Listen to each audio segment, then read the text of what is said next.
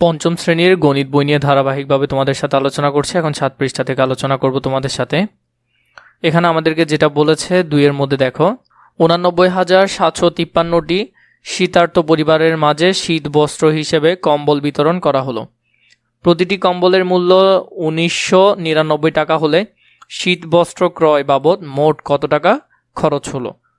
তো এখানের মধ্যে তাহলে আমাদের কি করতে হবে, এই সংখ্যাটা দিয়ে এই সংখ্যাটা গুণ করতে হবে। কিন্তু একটু করে যদি খেয়াল করো, এইরকম অঙ্ক একটা আমরা কিন্তু আগে করেছি, এটাকে আমরা একটা সংখ্যায় কনভার্ট করবো, এরপর আমরা সহজে অঙ্কটা করে ফেলতে পারবো। যেমন এটার সাথে যদি আমরা 1 যোগ করি তাহলে বরাবর কত হয়ে যাবে, 2000। যেমন 2000 বিয়োগ 1 আমরা চাইলে দিতে পারি। প্রথমে করতে পারি আমরা এইভাবে 2000 বিয়োগ 1, এরপরে হলো যে কত 79,753, 2000 বিয়োগ আমরা যদি এটা দেখি এটা গুণ এটা, এই অংশকে আমরা আলাদা করলাম, এই অংশটাকে আলাদা করলাম। তো এখন দেখো এই শূন্য তো আমরা জানি সবসময় শূন্যকে শূন্য মতো বসিয়ে দেওয়া যায়। 2 দিয়ে যদি এই অংশটাকে গুণ করি তাহলে আমরা এটা পাবো। তাও আমি তোমাদের জন্য ক্যালকুলেটর নিচ্ছি। সেই সংখ্যাটাকে আমরা কি করব, এটা দিয়ে গুণ দিব। তো 0 3টা আমরা রেখে দিলাম, কারণ আমরা জানি 0 শেষে বসিয়ে দিলেও হয়। এখন আমরা গুণটা যদি করি তাহলে এখানে আছে কত, 1 7 9 8 9 7 5 3। এটার সাথে আমরা কত গুণ করব, শুধু 2 গুণ করব, 0 আমরা শেষে এমনি বসিয়ে দিব। তাহলে আমাদের কত আসছে, 1,79,506, এটা এখানে আসলো। এখন এই যে 0 3টা আমরা কি করলাম, 0 3টা এখানে সুন্দর করে বসিয়ে দিলাম। তাহলে এরপরে এটাকে যদি 1 দিয়ে গুণ করি তাহলে এটাই থাকবে। এখন পুরো সংখ্যাটা থেকে যদি আমরা বিয়োগ করি তাহলে আমাদের এই উত্তরটা আসবে। আশা করি তোমরা এখান থেকে বুঝতে পারছো। ঘরে বসাবে তুমি এইভাবে।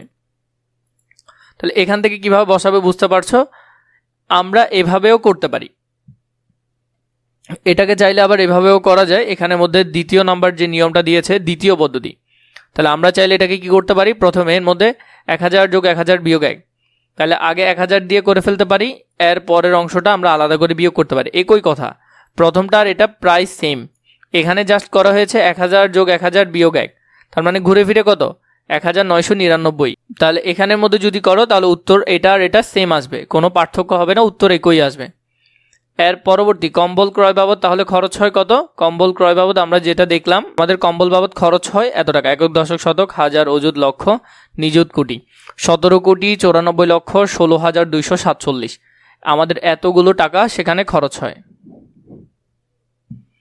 চলো দেখি আমরা আরও অন্যভাবে সমস্যাটি সমাধান করতে পারি কিনা। এখানের মধ্যে 2 দিয়েছে 12,100 গুণ 475। তো এই সংখ্যার মধ্যে এটাও সহজে গুণ করা যাবে। এখানে 0 2টা বাদ দিয়ে দাও। আগে আমাদেরকে বলেছে এটা সমান কত হয়, আমরা সেটা দেখবো। দেখার আগে দিয়ে একটি গাণিতিক গল্প তৈরি করি। আগে আমরা গাণিতিক গল্প লিখি, এরপর এখানে আমরা সমাধানটা দেখব। সমাধানে যা বের হবে তা আমরা উত্তরে এখানে লিখব। তাহলে আমরা যদি এটার একটা গল্প লিখি, এখানে যদি আমরা গাণিতিক গল্পটা লিখি, একটি স্কুলে 12,100 জন শিক্ষার্থী আছে, প্রত্যেক শিক্ষার্থী 875 টাকা করে সহায়তা দেওয়া হলো। তাহলে মোট সহায়তার টাকার পরিমাণ কত। তা আমরা যদি এই অঙ্কটা সমাধান করি, মানে সমাধানের মধ্যে আমরা যেটা লিখব, আমরা এখানের মধ্যে সমাধানটা লিখতে পারি। তো এভাবে করার থেকে তুমি চাইলে এভাবেও করতে পারো, সেখানে যেমন করে দেওয়া ছিল, যেমন 875 1000 থেকে চাইলে বিয়োগ করতে পারো। সেম এই জিনিসটা আমি এদিকে পাশে লিখছি, এখানের মধ্যে আমি আলাদা করে লিখছি 12,100। 12,100কে তুমি কি করতে পারো, 125 দিয়ে গুণ করতে পারো, 125। তো এভাবে করলে একটু কষ্ট হয়ে যাচ্ছে, তুমি ডিরেক্ট কি করতে পারো, এই লাইনটা না করেও করতে পারো। কিন্তু তোমাদের যখন প্রসেসগুলো এভাবে আসছে, তাই তোমার করাটা উচিত হবে বলে আমি মনে করি। তাই তোমরা এই নিয়মেই করবে। করার পর যেটা আসছে দেখো কত আসছে, 1,05,78,500 এখানে আসছে। তাহলে এইভাবে করে তোমরা এই সমাধানটা সমাধানের ঘরে লিখতে পারো। এখন আমি তোমাদেরকে এরকম করে কেন দেখালাম, এরকম দেখানোর কারণই একটা, কারণ তোমাদের অঙ্কগুলো এভাবে আসছে। অথবা তুমি চাইলে এই লাইনটা বাদ দিয়ে ডিরেক্ট করতে পারতে, তখন আর এটা আসতো না, ডিরেক্ট এখানের মধ্যে উত্তর চলে আসতো এটা। তাহলে তোমরা এভাবে করে করবে।